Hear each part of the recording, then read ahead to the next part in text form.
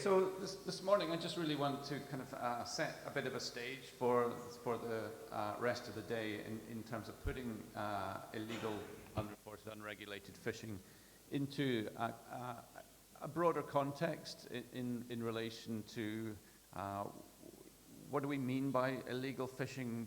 When did it become a problem? At what scale are we talking about? Is it a problem of industrial fisheries, of small-scale fisheries? How does it manifest in different fisheries sectors and scales? So I think it's worth just reflecting to begin with, you know, at what point did catching fish become illegal? We often think that we can just simply walk down to the beach and throw a line into the ocean and catch a fish. But who really owns the fish? This is the kind of the sort of principal question behind legality of taking fish, is a sense of ownership. Is it you or me or our king or our state or the chief or the queen or some religious belief in what the fish, who owns them? Certainly, there are many different cultural sort of practices in relation to fish sort of ownership and authority. And here in West Africa, I understand that the access to beaches and the rights to fish are at the discretion of the chief fisherman, who has traditional rights and authorities to give access to fish. And certainly, back where I'm from in Europe, you know, fishing has been going on for millennia, but it wasn't really until around maybe 700-800 years ago that we have some first indications of ownership of fish and restriction of access to fish. Kings and nobles started to create laws to stop the local people catching the salmon in their rivers or the sturgeon, and any person without authorization could be charged with poaching. But there's always been this kind of strange tension between fish and the fact that they move between different areas and up and down rivers and across the ocean, that they don't really have anybody who owns them. And we often, a lot of us, can fall into a sort of false sense of thinking that those fish belong to you. And indeed, just last week, this happened to David Lamia, who is the Minister for Foreign Affairs in the UK, while on holiday with the Vice President of the United States, J.D. Vance. They were caught fishing illegally in a pond without a license for their rods. So it's you know, you don't think necessarily that you're doing anything wrong if you're not aware of what the regulations actually are. And so this is an article from The Guardian. Lamy refers himself to watchdog after fishing illegally with J.D. Vance. So we all fall into this trap without realizing it at some point, and it's very easy to. But of course, what we're talking about is a kind of commercial reality of all this. And it goes back to really the concept of once we get out into the open sea, and open sea fisheries tend to not had any kind of regulation up till maybe 100 years ago. They were just considered to be vast, limitless, open access resources that needed no management or no control. And as a consequence of that, it was assumed that the exploitation by one nation could not actually limit another nation's potential to do the same. But that, of course, quickly proved wrong. And what happened was that the growing demand from a rising human population, technical innovation, market forces started to turn fishing into an industrialized economic activity driven by competition and profit, which quickly led to overfishing, stock declines, and collapse. And now governments and such like started to realize that the sea fisheries were, of course, limited, and they were in imminent decline. And that meant that states had to find a way to set limits to catches and to share that catch in some form of equitable way.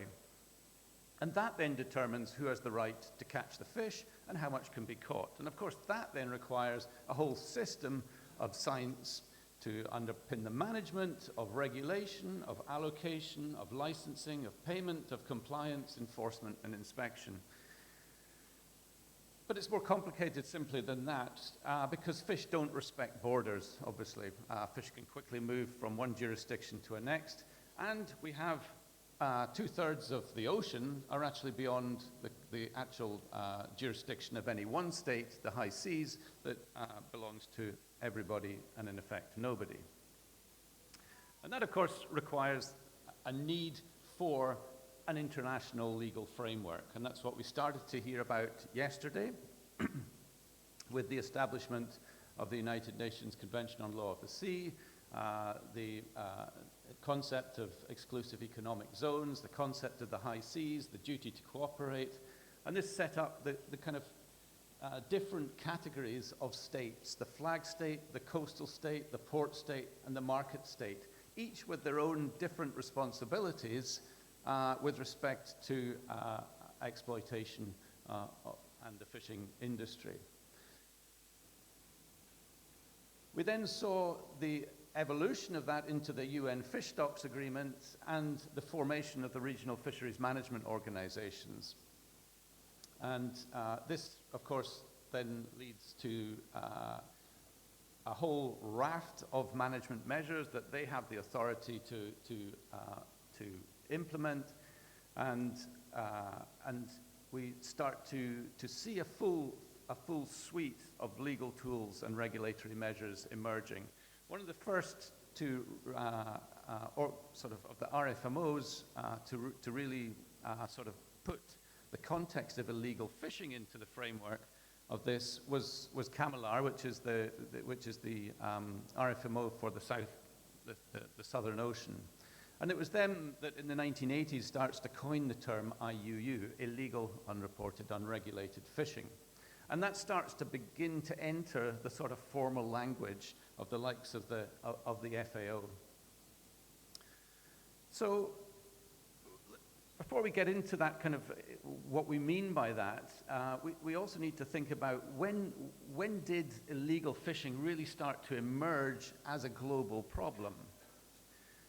So fish has been the fastest growing animal protein by volume for us human beings for the last 50 years or more. It's been increasing globally up until around the 1990s, when the total catch, which you can see here, this is data from FAO, starts to level off at around about 1990 and around about 80 million tons of fish coming out of the oceans every year. So we've really started to kind of take as much as is possible to get out of the oceans.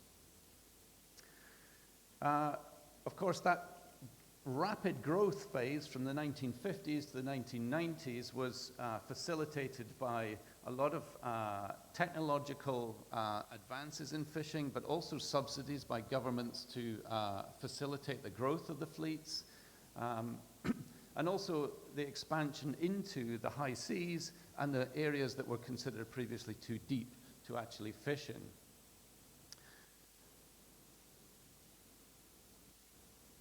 Once we see that stabilization there, the global fishing industry can't make any more profit out of the ocean by catching more fish. We've reached a limit here. This is the limit of the oceans, essentially. In fact, it might even be more than what we can take. So how does a private company make more money if there's not more fish to be caught? Any ideas? How do you make more money if you can't get more of what you're interested in? You have to start cutting costs. Cutting costs means that you can raise your profits. And of course, a lot of cost associated with fishing. But one of the easiest ways, or simplest ways to cut costs, is to actually avoid taxes, avoid fees, access fees, avoid labor laws that mean that you have to invest in good conditions for your workers. And so going illegal is actually an extremely effective way of cutting costs in a fishery. And so there's a temptation there among unscrupulous operators to do exactly that. And this is what we start to see at the same time as the catches level off, is that the amount of IUU fishing is starting to increase around the world. And around that time, there started to be some international recognition of IUU as a global problem. In 2001, as Dr. Kathleen said yesterday, we saw the emergence of the FAO's International Plan of Action to Prevent, Deter, Eliminate Illegal, Unreported, and Unregulated Fishing. But we're talking now 24 years ago that this emerged. And what's happened since? We've seen a lot of interest, a lot of fanfare about this. There's a United Nations International Day for the fight against illegal unreported fishing every year. As part of the Sustainable Development Goals, one of the targets within SDG 14, Life Below Water, is that by 2020, we should have effectively regulated, harvested, and ended overfishing, illegal, unreported, unregulated fishing, and destructive fishing practices. That's 5 years ago now, and we're nowhere near there in terms of ending illegal fishing. So it's a very pervasive problem that is very difficult to tackle. Kathleen mentioned us yesterday about the definitions of IUU, and there is obviously illegal fishing. There is what we call the unregulated fishing and what we call the unreported fishing. But I want to focus mainly on illegal fishing for just now. And what kinds of things do we consider to be illegal fishing?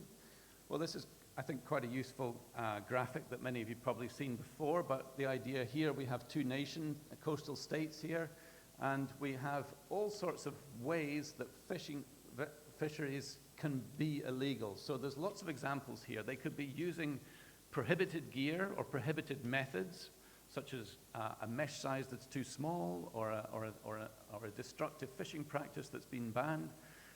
They may be operating in closed areas or during closed seasons.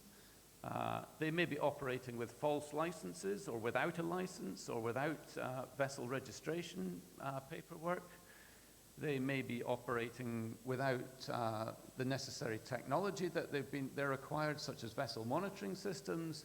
They may be fishing beyond their allocated quota. They may be catching fish that are too small or that are juveniles. And they may be involved what's called high grading, or the selective retention of large fish over small fish. So with respect to this I, U, and U, what is the difference really between these? And we started to get into this yesterday, but I just want to kind of reiterate this, because illegal fishing is fairly straightforward. It's just the breaking of the laws of fisheries, right? But unreported fishing obviously can be illegal if there's a failure to report and there is a reporting mechanism and infrastructure. So if you have to by law report and you don't report, you're breaking the law. So in some ways, unreported fishing is illegal fishing.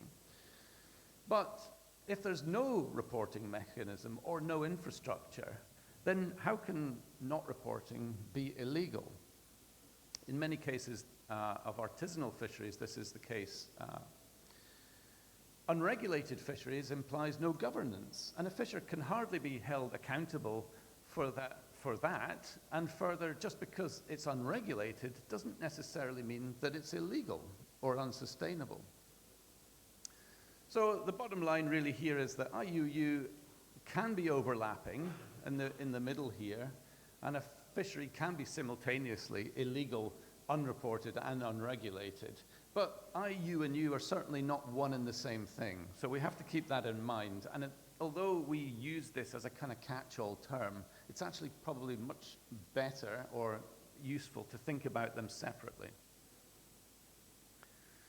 The scale of IUU that we're talking about, this is a global issue. It's not something that we only find in West Africa or when we don't find in Europe. It's everywhere at the end of the day.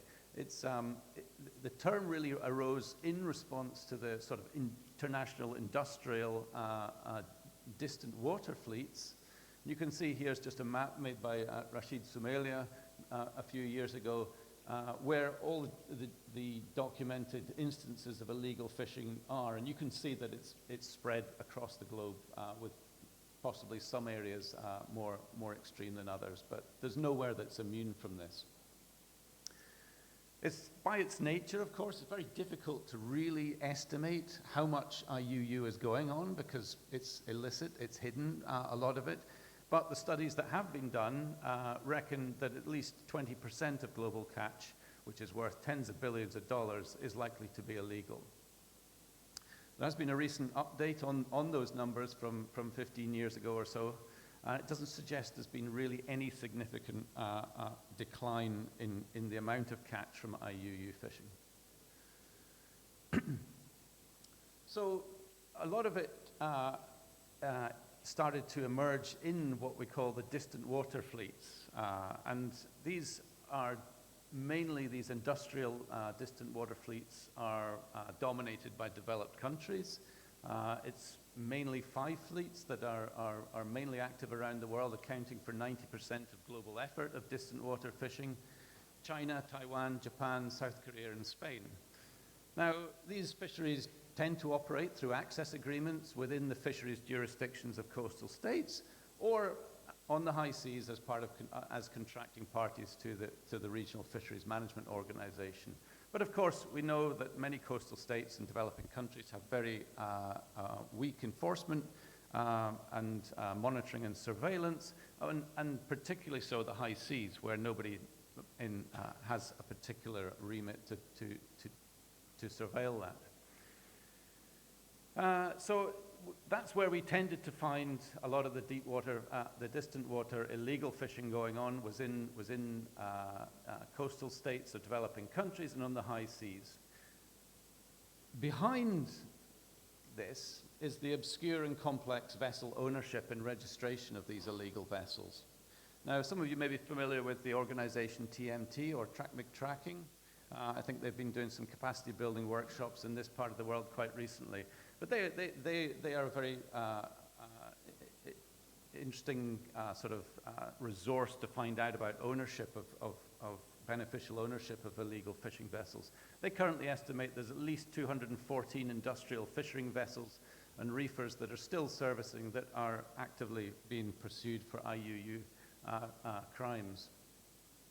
And this is just one example. This is a study from Interpol who were able to track down the complexity of ownership behind just one vessel that was arrested for IUU fishing. So this is the case of the FV Viking. We can see here that the ship is originally owned and built in Spain, but it has been flagged to many, many different states, flag states over its history. There's Honduras to begin with. The company for this ship was registered in Panama. The captain of the ship was from Chile. After Honduras, the ship was reflagged to Uruguay, and then it was reflagged to Togo, then to Equatorial Guinea. In Nigeria, the ownership was transferred to a company there. At some point, it was then reflagged to Libya. The company was then transferred to the Seychelles. Australia actually was the agent operator for the crewing of this ship. Indonesia was also part of the manning agency. I think Singapore was involved. Vietnam, Hong Kong, Mongolia was flagged in this ship at some point. So you can see how this complex smoke and mirrors of deception by the vessel owners to avoid detection by the authorities can make it such a challenging case to try and prosecute. So that's the kind of big industrial high seas side of it, and that's really the big problem that emerged over the past 20, 30 years that the sort of crusade against IUU has been about. But we shouldn't think that it's not something to do and relevant to small-scale fisheries. Small-scale fisheries, of course, diverse, locally important, they're often informal, and we can't really compare the situation in small-scale fisheries to what goes on in industrial fisheries. A lot of small-scale fisheries may be unable to be compliant with certain regulations because there isn't the structures or the processes actually in place. They may be legal, they may be licensed, they may be perfectly sustainable, but they may have no capacity to report on that. They may be unregulated by the state, but actually there may be customary regulation within the community itself that is just unrecognized or undervalued. And we shouldn't forget, as we heard right at the beginning, that fishing isn't just an industry. Fishing is the kind of beating heart of communities. Fishers have personal, cultural, social, religious motives for going fishing. It's a way of a life, a source of pride that generates not just financial capital, but social capital. And we shouldn't overlook the importance of women in small-scale fisheries. We'll hopefully have a chance to see some of the projects that KMI are involved with women in the post-processing sector in Ghana. And women play an extremely, or potentially play an extremely important role in here. Because they control the sale of the catch, they can be moderators of greed, of saying no to illegal catch. They can be promoters of safety, they can be promoters of sustainability, and they are essentially the gatekeepers to the market. And so they have a very important role to play there that is largely underappreciated. But, of course, there are changing economic realities and pressures that effectively means that artisanal fisheries can grow to the point that they do represent significant IUU fishing. Ghana's canoe fleet accounts for more than half of the national catch. So if we have some forms of illegalities within the artisanal fleet, then it's significant and has big sustainability consequences. Of course, this can be driven by all sorts of factors, and Kathleen will come on to talk to these in more detail after me, in response to ever-decreasing catches, which may be a consequence of overfishing by industrial fisheries in their areas. They may have to resort to illegal methods just to maintain their catch yields. There are techniques as light fishing or undersized mesh, even poison fishing have been reported, as a way of just maintaining the catches so that they can actually survive and feed and supply their local markets. There's often a lot of debt bond involved in these small-scale fisheries in terms of small middle businesses that provide loans with high interest rate to canoe owners for new engines, for new builds, and this binds the fishers into a repayment scheme, which then they have to fish harder to repay those loans. So we really need to understand the root cause of this, and we need to understand what's causing the declining in stocks.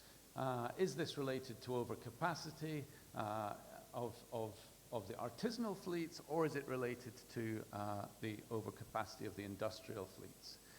And we tend to find in these small-scale fisheries that rather than have a top-down governance approach that's very authoritarian coming from government, it's often much better to have a community-based bottom-up approach where the fishers themselves are engaged in the decision-making and development of the management strategies.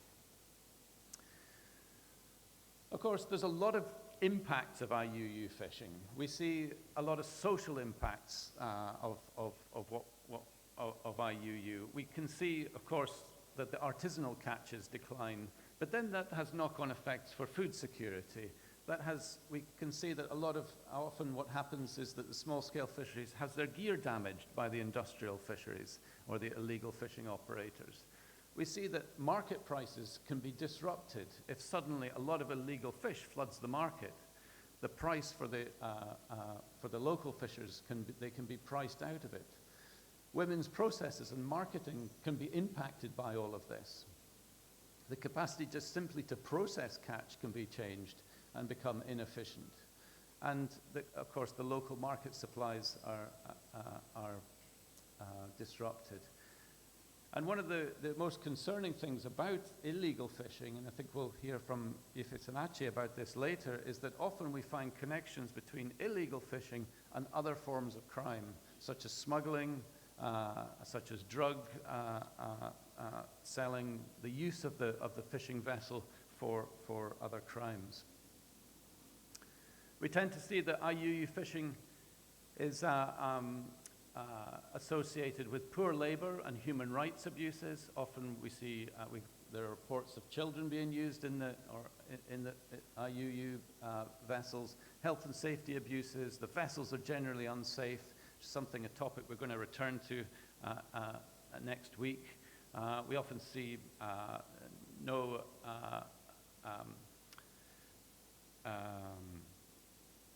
paying no attention to the likes of ILO's and IMO's conventions. We see that transshipment can mean that we have very long periods of crew at sea. And again, the whole thing is often connected to organized crime. We see environmental impacts. The most obvious are things like the dynamite fishing, where you destroy not just the fish, but the marine habitat. But small mesh sizes are destroying the population dynamics of the fish. Fishing inside protected areas, fishing on vulnerable species. There's no incentive to avoid bycatch in illegal fisheries. It's a nuisance. And there's no compliance with pollution or littering laws necessarily. We see, of course, economic consequences, something that we'll return to on Friday with our session on economics and trade. Of course, direct loss of the value of the catch to the coastal state, but also the loss of landings and license fees. We see that enormous losses. In West Africa, there are some estimates that the value of the IUU catch is as much, if not more, than the legal catch. Okay, so that brings me just to the end of that sort of introduction to the problem. We're going to now have a deeper insight into the drivers of IUU fishing, which Dr. Kathleen will present to us. We'll then move into to think about fisheries-related crime. We'll then look at it from the regional fisheries management perspective and eventually to the national perspective. So thank you very much for your attention, and